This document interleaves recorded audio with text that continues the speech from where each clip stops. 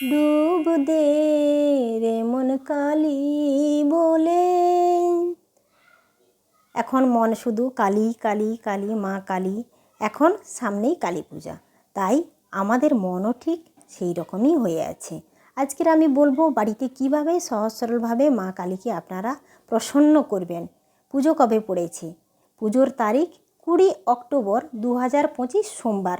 অমাবস্যা তিথি শুরু 20 অক্টোবর 2025 দুপুর 3:44 পর্যন্ত থেকে শুরু হবে এবং অমাবস্যা তিথি শেষ হবে 21 অক্টোবর বিকেল 5:54।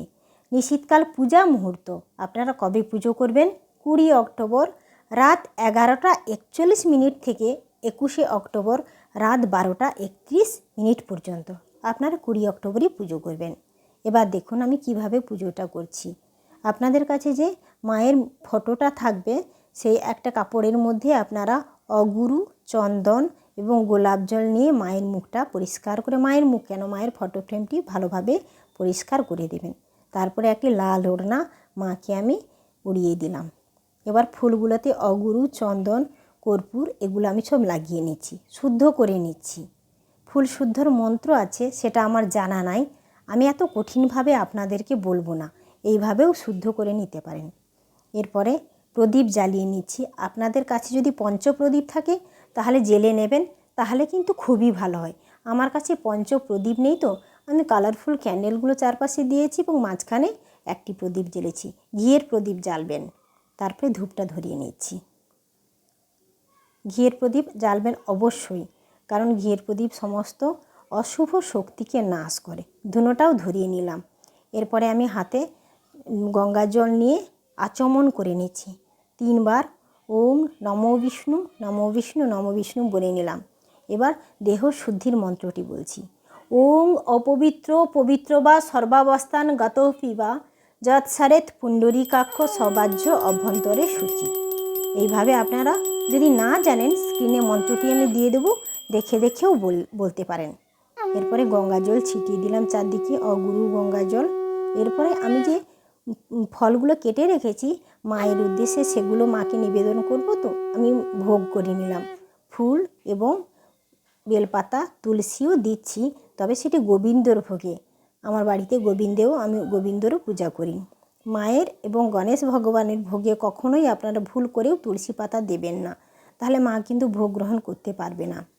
এরপরে ছোট্ট গণেশকে এবং মা কালীকে এক সাইডে, শারদা মা, রামকৃষ্ণকে আমি সিঁদুর দিলাম না, মা রামকৃষ্ণর জন্যে চন্দন লাগিয়ে দেবো এবং মঙ্গল কলসে ও প্রদীপেও প্রথমে চন্দন লাগিয়ে দিলাম, এরপরে সিঁদুর দিয়ে দিচ্ছি।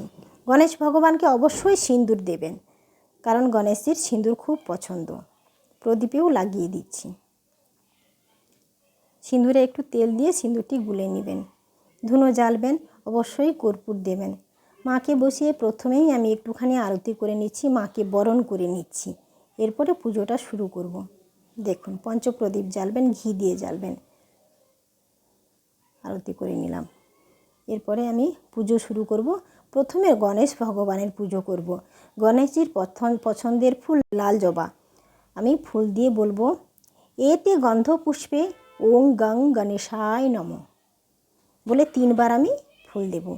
একই মন্ত্র বলবো, এতে গন্ধ পুষ্পে ওং গং গণেশায় নমঃ। আরেকবার হাতে ফুল নিলাম, এতে গন্ধ পুষ্পে ওং গং গণেশায় নমঃ। আমি মন্ত্রটি স্ক্রিনে দিয়ে দেবো, আপনারা দেখে দেখে বলবেন। এবার মায়ের উদ্দেশ্যে আমি মন্ত্রগুলো বলছি, শুনুন। হাতে ফুল বেলপাতা দিয়ে, নমো কালী কালী মহাকালী কালীকে পাপহারিণী ধর্ম কাম প্রদে দেবী নারায়ণী নমঃস্তুতে মহিষগ্নি মহামায়ে চামুণ্ডে মুন্ডমালিনী আয়ুরারোগ্য বিজয়ং দেয়ী দেবী নমঃস্তুতে। এরপর আরেকবার ফুল নিয়ে, এতে গন্ধপুষ্পে ওং মহাকাল ভৈরবায় নমঃ। এবার বলবো, এতং পাদ্যং শ্রীমদ্ দক্ষিণা কালিকায়ই নমঃ। 3 বার ফুল দেব, বেলপাতা দেব, অগুরু চন্দন লাগিয়ে এবার কলসেও দিয়ে দেবো। কলস হচ্ছে গণেশ ভগবান। তারপর আমি আরতি করছি। প্রথমে ধূপ দিয়ে আরতি করব। আমি একটি গোলাপ ধূপ জ্বালিয়ে নিয়েছি মায়ের পছন্দের। কখনও বাঁশ কাঠিওয়ালা ধূপ জ্বালবেন না আপনারা, এইভাবে ধূপ জ্বালবেন। শেষে আরতি করছি প্রদীপ দিয়ে। করাল বদনী কাত্যায়নী জগৎজননী মা আমার, মা গো রক্ষা করো, করুণা করো, কৃপা করো, সবাইয়ের মঙ্গল করো। আপনারা অবশ্যই ধুনো আরতি করবেন, ধুনোতে কর্পূর দেবেন। ধুনো এবং কর্পূরের আরতি অবশ্যই করবেন, এতে অশুভ শক্তির নাশ হয়। মায়ের কাছে আমি প্রণাম করে নিচ্ছি। এবার ভোগ নিবেদন করব। এ তো নৈবেদ্যং নিবেদনায় নমঃ, নৈবেদ্যং নিবেদনায় নমঃ 3 বার বলে দেব, জলও নিবেদন করে দিলাম। বাস এইভাবে।